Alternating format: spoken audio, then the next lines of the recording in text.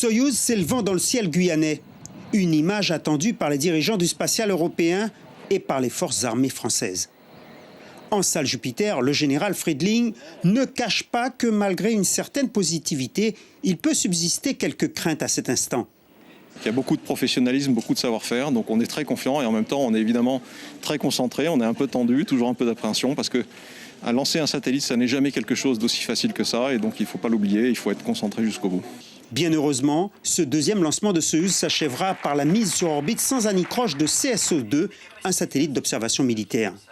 C'est un satellite d'observation, de renseignement autrement dit, ça va prendre des photos extrêmement précises et ces photos nous servent à la fois à apporter des éléments de décision à nos autorités politiques, mais également à conduire et appuyer nos opérations militaires. Donc il s'agit d'appuyer tous ceux qui sont en train aujourd'hui de combattre sur les mers, dans les airs et sur terre, au Sahel ou ailleurs.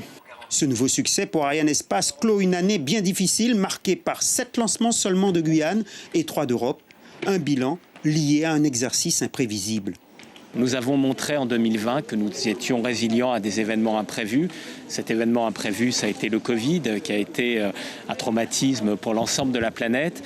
Eh bien, avec tous nos partenaires, nous avons démontré notre capacité de résilience, de réaction, d'adaptation. L'année, encore une fois, a été très différente de ce que nous attendions. La constellation OneWeb a été suspendue pendant plusieurs mois, mais nous avons repris ses lancements. Donc voilà, en 2020, nous avons montré que nous étions là, qu'il fallait compter avec nous et que nous allions nous diriger vers d'autres succès tout au long de la décennie.